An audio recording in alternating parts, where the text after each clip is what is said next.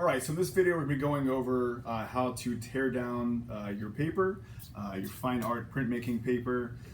So I'll be going over a few things to consider and just kind of the basic procedure for how to tear down your sheets of paper. I have a piece of Stonehenge here. It's Stonehenge Cream. So Stonehenge is a European or Western style paper. So it comes in a standard sheet size of 22 inches by 30 inches. That's going to vary a little bit depending on manufacturer, but generally speaking, a European or Western style paper, so like Stonehenge, Lenox, Reeves, Arnhem, some of the ones that I mentioned in the list of papers, are going to be, again, that standard 22 by 30 sheet size. So typically I suggest having at least 3 sheets of paper per project. That way you have a little bit of wiggle room. So it affords you, some mistakes, and also, hopefully, things go well, you would have some extra prints as well. Minimum 2, 3, ideally. So this is a machine-made paper, and it has 2 deckled edges. So the deckled edge is this kind of feathery edge that we have on the top and bottom alongside this sheet of paper. Again, that's going to differ depending on the manufacturer. So something like a Reeves BFK will have a 4-sided decal because that is a mold-made paper. It's a handmade paper formed from a decal. So this one, again, just has the decal on the top and bottom. Something like a Lenox 100, for example, will not have a decal. It's going to have 4 cut edges. For this project and most of the other projects in this class, I'm asking that you guys tear your paper. And the primary reason for that is just because it's an important skill to know. It's also just sort of in keeping with the tradition of printmaking, where traditionally the paper is torn by hand. And the reason for that, aside from the in keeping with tradition, as I said, is mostly aesthetic. So basically it makes it look like each print that is in your edition, that piece of paper was sort of custom made to fit that image of that print. So tearing the paper, again, preserves the appearance of the natural deckled edge. So for this first project, your blocks are 8 by 10. So you need to have at least a 1/2 inch border. If you wanted to have more, if you wanted to have 1 inch, that's up to you. Obviously, you're going to get fewer torn down sheets from your full sheet of paper. But again, that's a personal decision. That's an aesthetic decision.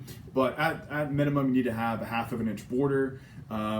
Again, mostly for aesthetic reasons, but also just practically, it makes it easier because then you have something to hold on to. You have that extra paper that will end up being a printed border, and that just gives you, again, something extra to hold on to. Without that, you're trying to align your paper exactly to your block, and that would be called a bleed print, which would be a print that does not have a border. So when the image extends all the way out to the edge of the paper, that would be considered a bleed print. We'll just do a 1/2 inch border on here to maximize the amount of sheets we can get from this standard 22 by 30 inch sheet of Stonehenge. Before we do any tearing, let's just measure it really quickly to see where we're at. So if I measure along the short side, it measures 22 1/4. Yeah, so it's about 22 1/4 on the short side, and we'll measure the long side as well just to check that. Usually this is pretty much right on 30 inches, but we'll double check. So yeah, it's right at 30 inches. So it's kind of like when you buy lumber, right? A 2x4 is not actually 2 inches by 4 inches, right? So kind of that same principle. So measuring it also kind of just gives us some more accurate baselines so we can make more accurate measurements and more accurately tear down our paper. Again, our block is 8 by 10. So if we're trying to have a 1/2 inch border, that means that we need to have each of our sheets be torn down to 9 by 11, okay? And that will give us a 1/2 inch border all the way around. So to optimize the amount of torn down sheets we can get from this 22 by 30 piece of paper, what I would suggest doing is basically doing your 9-inch increments right along the long edge, and then that 11 will split evenly on our 22-inch side, okay? So from our initial measurement, we know that this isn't exactly 22 inches, it's more like 22 1/4. So rather than trying to tear off that extra 1/4 inch, we will just measure it at 11 1/8, and then we'll just make that the center line, split it down the middle. But so before we do that, so as I just said, we're going to do our 9s on this long side. So 9 would divide into 30 3 times, so 9, 18, 27, right? So that means that we have 3 inches of material to get rid of. So what we're going to do is we're going to start off by measuring an 1.5 inches off either one of our sides on the long side, and then tear those strips off. So then what we'll be left with is our target 27 inches, right? So to start out, again, we're gonna tear that extra 3 inches by evenly distributing that, tearing an 1.5 inches off this side, 1.5 inches off this side, right? And again, that's gonna be on the long side, the side that initially measures 30 inches. All right, so from the edge right here, I'm going to measure 1.5 inches, and just take a pencil, and just a regular like HB pencil is just fine. Don't use pen, just a regular, just like HB pencil, number 2 pencil, whatever, is just fine. And I'm just making a mark on the top and bottom. There's no need to draw a mark all the way through, right? Connecting these points is just kind of a waste of time. So I'm just making a little mark to indicate where to align my tear bar to tear these pieces off. All right, so I have my marks again here at 1.5 inches on both sides, again on the long side here. So I'm going to take my tear bar, which looks like this. We have a few of these in the shop, and then we also have some of these larger ones, which look like this. So these larger ones, as you can see here, also have a ruled side or a ruled edge on them. So we actually, for this portion, when we're tearing the paper, we want to flip that around and make sure that we're using the sloped side, the sloped face, and that's the tear bar side, okay?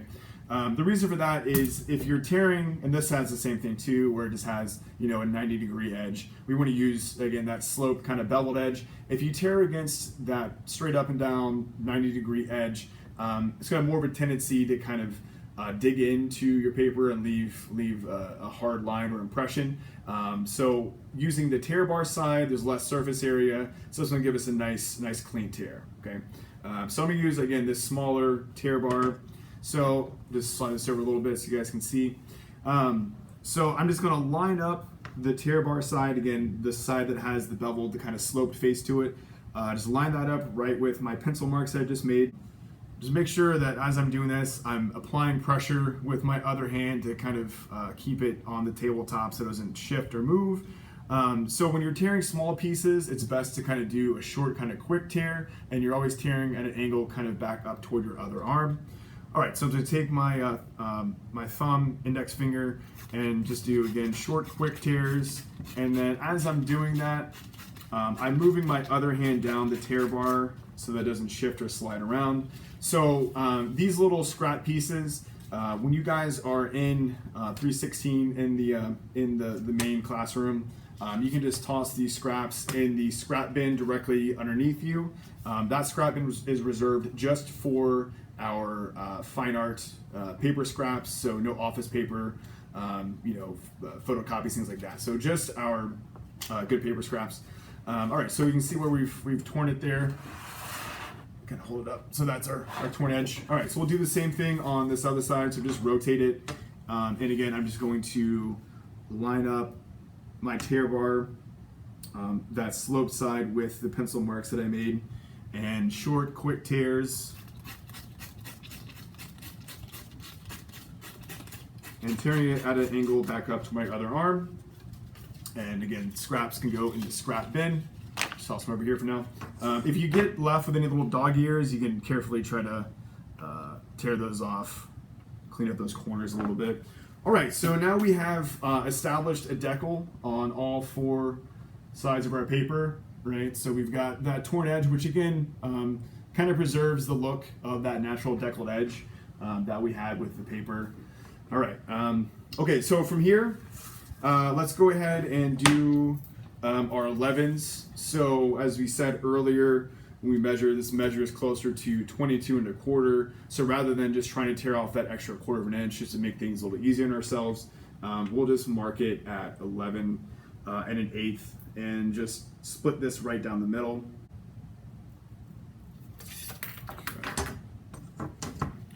All right, so again, I'm just gonna line up my tear bar with those pencil marks that I just made. And as I said, sometimes people like to grid this out and draw lines through connecting everything. It's just a waste of time. Again, all you need are just a couple of reference points, marks to let you know where to align your tear bar. All right, so when we're tearing bigger sections, bigger pieces, it's gonna be a longer tear. So I'm gonna grab the corner furthest away from me again and tear at an angle up toward my arm. And as before, just kind of moving my hand down as I go so that the tear bar doesn't move. Okay, so now we've got these two 11 1/8 tall, 27-inch long strips. Okay, so a little trick that I'll show you guys, and this isn't absolutely 100% necessary. It's just a little bit of a kind of trick time-saving device. So rather than marking each one of these papers individually, I'm going to stack them on top of each other and then slightly stagger them, sort of like this, right? So I can see the other piece kind of peeking out from underneath it. And so now when I make my marks, I'm able to make marks on both pieces at the same time. So I'll take my, my ruler again. And so this time we're marking it every 9 inches, right? So we have 9, 18, 27. Okay, so I just need to mark it at 9, mark it at 18. And so I should be able to get 6 torn down pieces out of one of these full sheets of paper. So for this edition, you're required to submit at least 10. And the expectation there is that all 10 of those prints look virtually identical. So the same type of paper, same color of paper, registration is good, right? You have consistent even borders. The quality, consistency, and application of the ink is all the same. So if you just purchase 2 sheets of paper, that's going to only give you 12 torn down sheets. That doesn't really give you very much leeway because the reality is you're going to have to print 15, 20, even potentially more prints, and then edit those prints down to get to your 10 for your edition. Okay, so if you have at least 3 sheets of paper, tear those down, you'll end up with 18 torn down sheets, and that gives you a little bit more of a buffer. All right, so we're marking this at 9 inches. So when I make that mark, I'm just kind of dragging it up so that I'm able to, again, mark on both pieces at the same time. And this really, again, is not absolute necessity. It's just a little trick I thought I'd share. Kind of makes things go a little bit faster. You could just as easily mark these separately. If you're more comfortable doing that, that's fine. Now we're going to mark this side again the same way. So marking it at 9 and 18. And as I mark it, I'm just making kind of a longer mark so that, again, the idea is that I'm marking both sheets of paper at the same time. Okay. All right, so we have all those pieces marked. So we're going to tear it again. So same as before, we're just going to line up our tear bar to those pencil marks, right? And just going to tear at an angle back up toward our other arm. So obviously, I didn't mention before, but it's a common sense thing. Make sure that your hands are clean before you do this, because this is going to be the paper that you're actually using to print your images on for your edition. And ideally, you would have all this done before you're ready to start printing. At the very least, get a couple of sheets torn down. But I would probably suggest just go ahead. If you did purchase 3 sheets, just go ahead and tear down all 3 sheets. And that should be done before you're ready to actually start printing. You should have already done a bit of proof printing at this point on newsprint before you jump into using your good paper. But if you have all this done before you go to press, then you can just have it stacked close by. We'll use that long black table as an area to keep your good torn down paper on while you're on press. So that way it's close by, it's convenient. But yeah, that way you have all this done, it's ready to go, and you can just kind of focus more on printing. So yeah, that's it for this video. Again, this is just giving you an overview of the process of tearing your paper. And we'll be using this same technique and I would prefer that you guys tear your paper. Definitely for the first few projects. We'll talk more about some other options as we get into some of the final projects. But for these first few projects, definitely I would like for you guys to tear all of your paper down. So this was, again, just a video to kind of give you an overview of that.